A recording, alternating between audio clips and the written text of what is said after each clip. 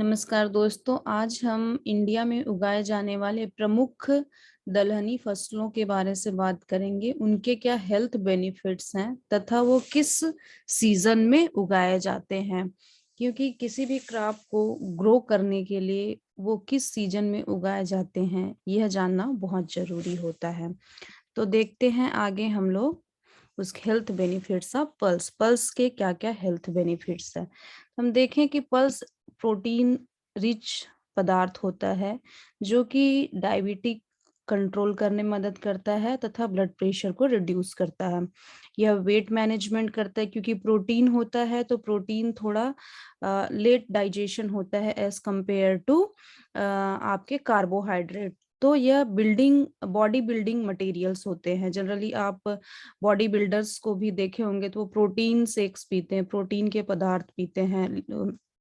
और यह help in optimal brain functioning में मदद करता है। फिर विटामिन एंड मिनरल का सोर्स होता है, कैंसर के रिस्क को कम करता है, डाइजेशन को बढ़ाता है तथा यह सेल को प्रिवेंट करता है डैमेज होने से।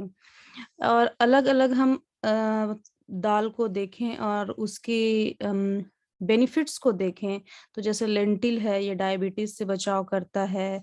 उसी प्रकार से नेचुरल कलरिंग एजेंट भी होता है। काउपी एंटीऑक्सीडेंट प्रॉपर्टी होती है। फिर कार्डियोवास्कुलर डिसीज के रिस्क को कम करता है। Pigeon P anti inflammatory property होती है। तो इस प्रकार से पल्स के दलहनी क्रॉप्स के दाल जो हम कहते हैं, इसके बहुत सारे हेल्थ बेनिफिट्स होते हैं। तो चलिए देखते हैं ये किस किस सीजन में उगाए जाते हैं। सर्वप्रथम आता है चिकपी, जो कि हमारे इंडिया में बहुत ज्यादा मात्रा में प्रोड्यूस किया जाता है और हम इसके मेजर प्रोड्यूसर एंड एक्सपोर्टर हैं।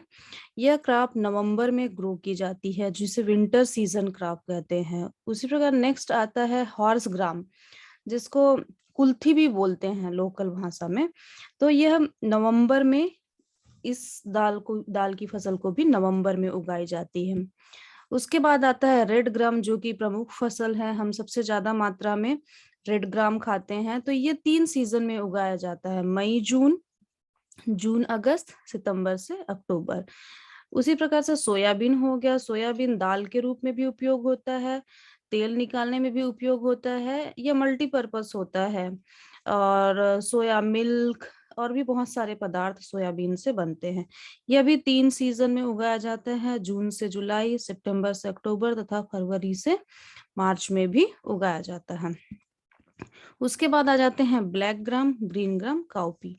ब्लैक ग्राम ये आप देख सकते हैं, ये ब्लैक ग्राम और ग्रीन ग्राम फसल दिखने में एक जैसी होती है, लेकिन इसके सीड्स होते हैं अलग अलग होते हैं। ब्लैक ग्राम नाम से ही दर्शाता है कि ये ब्लैक इन कलर है। तो यह भी 3 सीजन में ग्रो किया जाता है। जनरली ये 3 मंथ का क्रॉप होता है, या जून अगस्त में, जून से लेकर अगस्त में, सितंबर से नवंबर में, और उसके बाद जनवरी में भी इसे लगा सकते हैं। उसी प्रकार से आप ग्रीन ग्राम देख लीजिए।